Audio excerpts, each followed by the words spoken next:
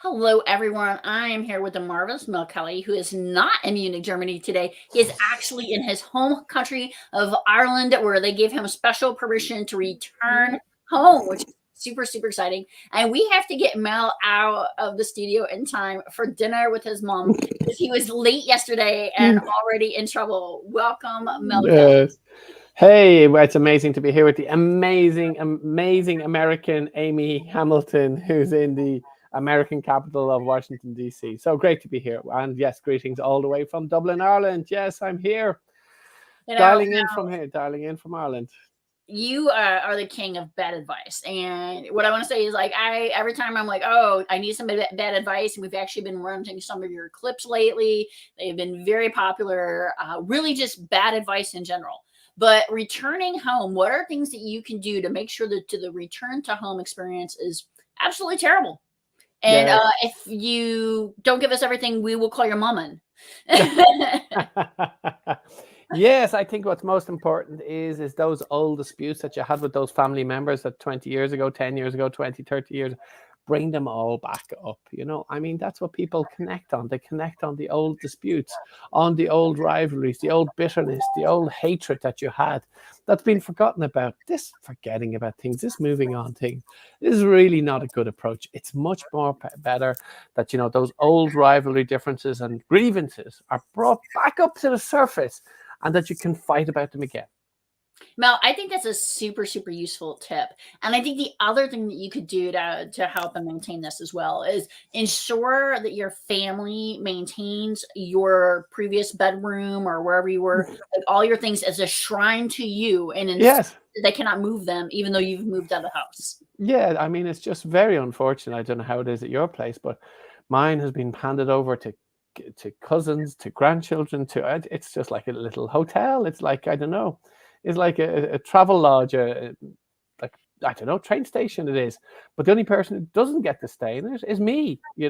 My only person who doesn't get to stay in my old bedroom is me. The grandchildren. Oh my goodness, don't get me started on them. It's all about preferential treatment for them. But hey, you can remember my name. That's the main thing, isn't it? That's So good. you've added this now to your list of complaints that you can bring up at the dinner table when you're late. Most important thing is, again, old habits die hard. When your mother says dinner's on the table at 6 o'clock, make sure you're late, because that's what you used to do as a kid. That's what you used to do as a teenager. Don't let old habits die hard. Just because you're meant to be mature and wise old person doesn't mean you can't act immature and irresponsible and disrespectful. Keep those habits there. It'll keep those family relationships intact. Who wants those family relationships to grow and mature between mature adults? Come on. Much better. Keep that dynamic that was there in the past. That's the strength of the family unit. So, Mal, let me summarize what I have from you so far. So, first of all, don't let go of like old fights. Like, make sure you're bringing those up consistently Yes. and adding new points, even if they're factual or not. Well, most importantly, they're probably not factual. It's better ones. Better when they're not factual. Next, make sure that you're keeping your old room as a shrine. Yes.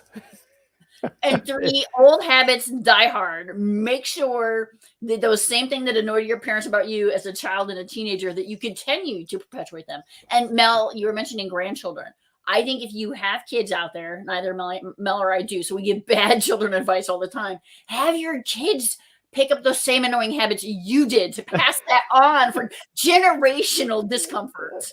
Exactly. I mean, this thing about evolving and growing over the generations, it's completely overrated. I mean, if you didn't have these bad habits, these grievances, these immaturities, these minor things to dispute about, I mean, what else would be left to talk about?